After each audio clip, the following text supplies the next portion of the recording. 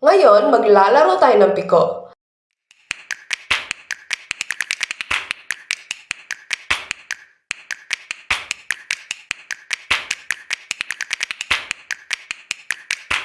Madali lang maglaro ng piko. Ang mga kakailanganin upang makalaro nito ay chalk at pamato lamang. Unang-una, gumuhit ng boxes gamit ang chalk na ganito ang porma sa sahig. Ito ang tatalunan natin. Bawat player ay may pamato. Mas maigi na ang pamato ay medyo flat, maliit at di masyadong magaan para hindi ito masyadong gumulong-gulong kapag ihahagis. Kadalasan sa ginagamit na pamato ay bato, ngunit nasa sa inyo kung anong pamatong inyong gagamitin. Maaari nyo ring kulayan o pagandahin ito para mas masaya at madaling makilala ng manlalaro kung anong pamato ang kanya. Sunod, alamin natin ang pagkakasunod-sunod ng mga player. Ito ay sa pamamagitan ng paghagis ng ating mga pamato sa linyang nasa loob ng ikalimang box. Ang pamatong pinakamalapit sa linya ay ang unang player at ang pinakamalayo naman ang huli. Magsisimula tayo sa paghagis ng pamato sa unang box. Kung saan ang pamato mo, yun ang box na hindi mo pwedeng tapakan. Tulad nito, bawal tapakan ng unang box.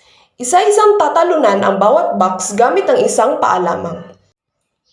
Sa box 3 at 4 at sa 7 at 8, sabay ang tiisang paa sa bawat box.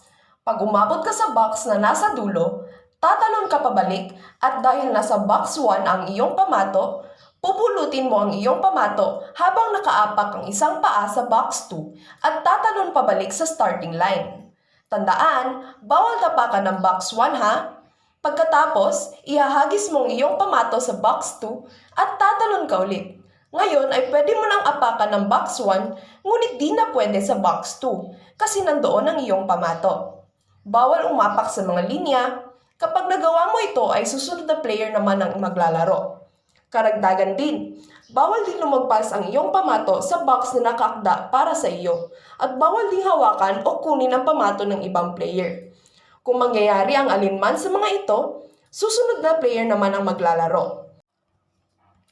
Tuloy-tuloy lang ang paglaro ng biko at kapag umabot na ang iyong pamato sa box 8 at nakatalon ka patungo at pabalik sa starting line ng maayos, tatayo ka sa unahan ng box 8 at habang nakatalikod sa mga box, ihahagis mo patalikod ng iyong pamato. Kung saang box ito naglanding, susulatan mo ito ng pangalan mo. At ito ang tinatawag na bahay. Ang player na unang magkabahay ang panalo. Ang dali at napakasayang laruin ng piko, di ba?